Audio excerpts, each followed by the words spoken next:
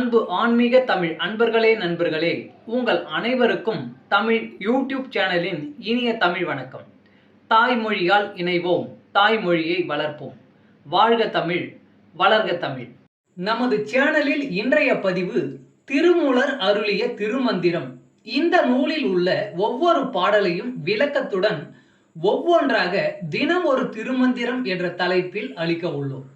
இதனை ஆன்மீக அன்பர்களாகிய நீங்கள் கேட்டு சிவனருள் பெற்று பலன் பெற வேண்டியும், மேலும் இப்பதிவு உங்களுக்கு பிடித்திருந்தால் இப்பதிவிற்கு லைக் மற்றும் ஷேர் செய்தும், அது மட்டுமல்லாமல் இதுவரை இந்த சேனலுக்கு நீங்கள் சப்ஸ்கிரைப் செய்யவில்லை என்றால் இந்த சேனலுக்கு சப்ஸ்கிரைப் செய்து ஆதரவு அளிக்கவும் அன்புடன் கேட்டுக்கொண்டு இப்பதிவினை தொடர்கிறேன். வாருங்கள், தினம் ஒரு திருமந்திரம் அறிவோம். திருமந்திரம் என்னும் நூல் திருமூலரால் தமிழில் அருளப்பட்ட சிவ ஆகமம் ஆகும். சைவ திருமுறைகளின் வரிசையில் திருமந்திரம் 10வது திருமுறையாக வருகிறது. 9 தந்திரங்களாக வகுக்கப்பட்ட இந்நூல் 3000 பாடல்களை கொண்டது. திருமந்திரம் பக்தி பிரபாவத்தில் ஆரம்பித்தாலும் அடுத்து உபதேசம், தத்துவம், யோகம், தியானம், சக்கரம், ஞானம் என்று பல விஷயங்களை பற்றி பேசுகிறது. திருமூலர் யோக பயிற்சி தரும் விதம் சுவாரஸ்யமான நடை.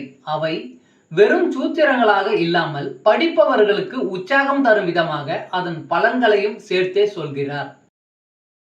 தினம் ஒரு திருமந்திரம் பதிவில் இன்றைய திருமந்திரம் 69.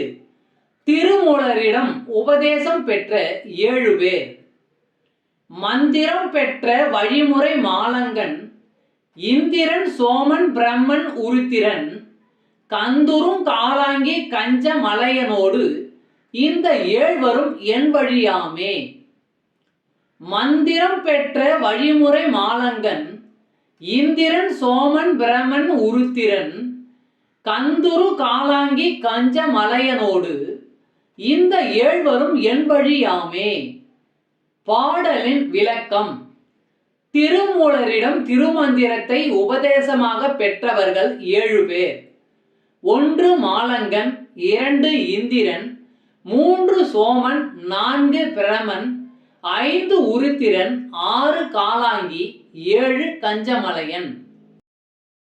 தமிழ் அன்பர்களே நண்பர்களே, இன்று தினம் ஒரு திருமந்திரம் என்ற தலைப்பில் திருமூலரின் திருமந்திரம் பாடலை விளக்கத்துடன் தங்களுக்கு அளித்ததில் நான் பெருமை கொள்கிறேன். மேலும் இப்பதிவு உங்களுக்கு பிடித்திருக்கும் என்று நான் மிகவும் நம்புகிறேன்.